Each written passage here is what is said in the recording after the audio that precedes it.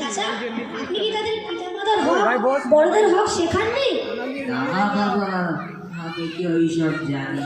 বাপের হক কি আছে, মায়ের হক কি আছে? আমি ওদের ভালো স্কুলে পড়িয়েছি, উচ্চ শিক্ষা দিয়েছি, তাদের জন্য সারা জীবন কেটেছি। জীবনের মূল্যবান সময় তাদের ভবিষ্যতের জন্য ব্যয় করেছি, কিন্তু ভাগ্যের পরিহাস এই বয়সে আমাকে কাজ করে খেতে হচ্ছে। আরে চাচা, এই জন্যই তো আজকের আপনার এই দুরবস্থা, যেই বয়সে আপনাকে বাজারে যেতে হচ্ছে। যদি আপনি তাদেরকে স্কুলের শিক্ষার সাথে সাথে প্রতি মাধ্যমে দিন শিক্ষার জন্য পাঠাতেন, তাহলে আজকে এই দিন দেখতে হতো না। ওই দেখুন, একজন দিনরাতের শিক্ষক আসছেন, চলুন ওনার কাছ থেকে জেনে নিই দিন শিক্ষার গুরুত্ব কতটা। আসসালামু আলাইকুম ওয়া রাহমাতুল্লাহি ওয়া বারাকাতুহু। ওয়া আলাইকুম আসসালাম ওয়া রাহমাতুল্লাহি ওয়া বারাকাতুহু। হুজুর দেখুন, এই চাচাজান বলছেন দিন শিক্ষার প্রয়োজন কি? চাচাজান, আল্লাহ তাআলা আমাদেরকে মুসলমান বানিয়েছেন। আমাদের দায়িত্ব কর্তব্য হলো নিজের দিনের উপর টিকে থাকার সাথে সাথে আমাদের বাচ্চাদেরও দিন শেখানো। তার কারণ হলো প্রত্যেক পিতা আমরা তার সন্তানের জন্য 3 হক আছে। প্রথম হক হলো সন্তানের জন্য ভালো এবং নেক মা নির্বাচন করা, অর্থাৎ বিয়ে করার পূর্বে ভাবা উচিত যে নারীর সাথে বিবাহ করছে সে সৎ কিনা। রাসূল সাল্লাল্লাহু আলাইহি ওয়াসাল্লাম বলেছেন, ফাসফার বিজাতিদ দ্বীন, অর্থাৎ বিয়ে করার ক্ষেত্রে তোমরা নেক নারীকে প্রাধান্য দাও। দ্বিতীয় হক হলো সন্তান ভূমিষ্ঠ হওয়ার পরে তার ভালো নাম নির্বাচন করা। কিন্তু বড় দুঃখের বিষয়, আজকে আমাদের মুসলিম সমাজের মানুষের ধারণা হলো বাচ্চার জন্য এমন একটা নাম নির্বাচন করতে হবে যেটা আমাদের এলাকায় কারণ নেই, চাই সেই নামটা ইসলামী হোক অথবা না হোক।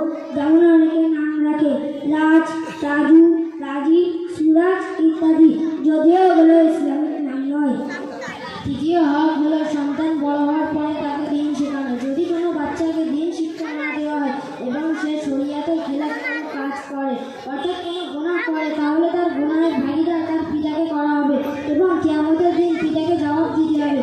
যদি সন্তানকে দিনদার না করা হয়, তাহলে পিতার হালাল ইনকাম হারাম জায়গায় খরচ করবে, অপচয় করবে, শরীয়ত পরিপূর্ণ কাজ করবে, যার কারণে উভয় জগতে আফসোস করতে হবে। যদি সন্তানকে দিনের শিক্ষা দেওয়া হয়, তাহলে উভয় জগতে সফল হবে। দুনিয়াতে তার সম্মান আল্লাহ তাআলা বৃদ্ধি করবে এবং কিয়ামতের দিন তাকে জান্নাত দেবে। সুতরাং রাসূল সাল্লাল্লাহু আলাইহি ওয়াসাল্লাম বলেছেন, মান সালাকা তরিকান ইয়ালতামিসু ফীহি ইলমান সাহালাল্লাহু লাহু তরিকান ইলাল জান্নাতি, অর্থাৎ যে ব্যক্তি কোন রাস্তা অবলম্বন করে এবং তাতে ইলম সন্ধান করে, আল্লাহ তাআলা তার জন্য জান্নাতের রাস্তা সহজ করে দেন। এছাড়া কোরআন ও হাদিসে হাজারো ফজিলত রয়েছে, কিন্তু মূল বিষয় হলো আমরা যদি একটু গুরুত্ব দিই, আমাদের বাচ্চাদের স্কুল শিক্ষা চাইছে দিন শেখানো অতি সহজ। অপক্ষে এতটুকু দিন শেখানো ফরজ, যার মাধ্যমে সে হালাল ও হারাম, ফরজ ও ওয়াজিবকে জানতে পারবে এবং শরিয়ত অনুযায়ী জীবনযাপন করতে পারবে। স্কুলের শিক্ষার সাথে সাথে দিন শেখার সুবর্ণ সুযোগ এবং উত্তম দিনের ছাড়া কোনো ভালো মাধ্যম আমাদের কাছে নেই, যেখানে একজন ছাত্র তার স্কুল টিউশন সব কিছু বজায় রেখে মাত্র 1 ঘন্টার সময় দিনের মৌলিক বিষয়গুলি শিখতে পারে, যার বাস্তব আমরা দেখতে পাচ্ছি। আমরা যারা আজকে এখানে আছি, আমরা প্রত্যেকে স্কুল টিউশনের সাথে মাত্র 1 ঘন্টার সময় দিনের মক্তবে দিয়ে অনেক বিষয় শিখেছি, যেগুলি আমরা আগে জানতাম না। বাবা, তোমাদের কথা শুনে আমি প্রভাবিত হলাম এবং আমার ধারণা অনেকটাই ভালো হয়েছে এবং আমি অনুভব করতে পেরেছি যে যদি বাচ্চাদের দিন না শেখানো হয়, তাহলে সে পিতামাতা এবং বড়দের হক সম্পর্কে অবগত হবে না এবং তাদের হকও আদায় করবে না। যার ভৌতভোগী আজকে পিতা হয়ে আছে, ছেলে বড় হয়ে আর পিতামাতার কথা শোনে না।